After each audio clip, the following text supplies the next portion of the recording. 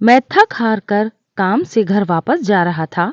Car में शीशे बंद होते हुए भी जाने कहां से ठंडी ठंडी हवा अंदर आ रही थी। मैं उस सुराग को ढूंढने की कोशिश करने लगा, पर नाकामयाब रहा। कड़ाके की ठंड में आधे घंटे की ड्राइव के बाद मैं घर पहुंचा। रात के 12 बज चुके थे। मैं घर के बाहर कार से आवाज देने लगा। बहुत देर हॉर्न बजाया, शायद सब सो चुके थे। 10 मिनट के बाद खुद ही उतरकर गेट खोला। सर्द रात के सन्नाटे में मेरे जूतों की आवाज साफ सुनी जा सकती थी।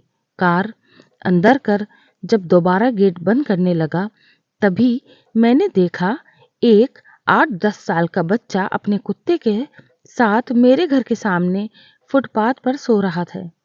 वो एक अटफटी चादर ओढ़े हुए था। उसको देखकर मैंने उसकी ठंड महसूस करने की कोशिश की तो एकदम से सकपका गया। मैंने मोंटे कार्लो की महंगी जैकेट पहनी हुई थी, फिर भी मैं ठंड को कोस रहा था।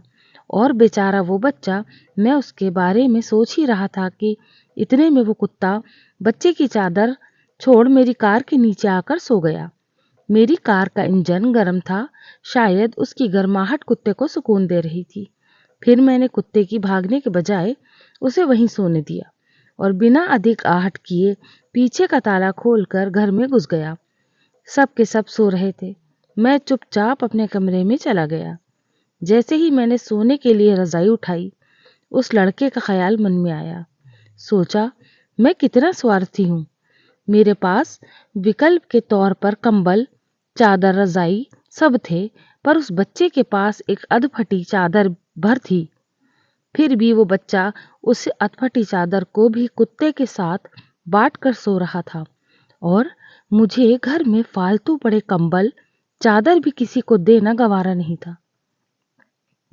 यही सोचते सोचते न जाने कब मेरी आंख लग गई। अगले दिन सुबह उठा तो देखा घर के बाहर भीड़ लगी हुई थी। बाहर निकला तो किसी को बोलते सुना, अरे वो चाय बेचने वाला सोनू कल रात ठंड से मर गया। मेरी पलकें कांपी, एक आंसू की बूंद मेरी आंख से छलक गई। उस बच्चे की मौत से किसी को कोई फर्क नहीं पड़ा, बस वो कुत्ता अपने नन्हे दोस्त के बगल में गुमसुम बैठा था, मानो उसे उठाने की कोशिश कर रहा हो।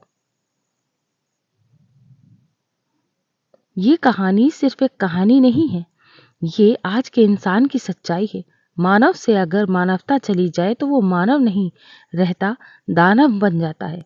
और शायद हमसे ज्यादातर लोग दानव बन चुके हैं। हम अपने लिए पैदा होते हैं, अपने लिए जीते हैं और अपने लिए ही मर जाते हैं। ये भी कोई जीना हुआ? चलिए एक बार फिर से मानव बनने का प्रयास करें। चलिए अपने घरों से बेकार पड़े कपड़े जरूरतमंदों को देते हैं। चलिए कुछ गरीबों को खाना खिलाते हैं। चलिए किसी गरीब बच्चे को पढ़ाने का संकल्प करते हैं। चलिए एक बार फिर से मानव बनते हैं।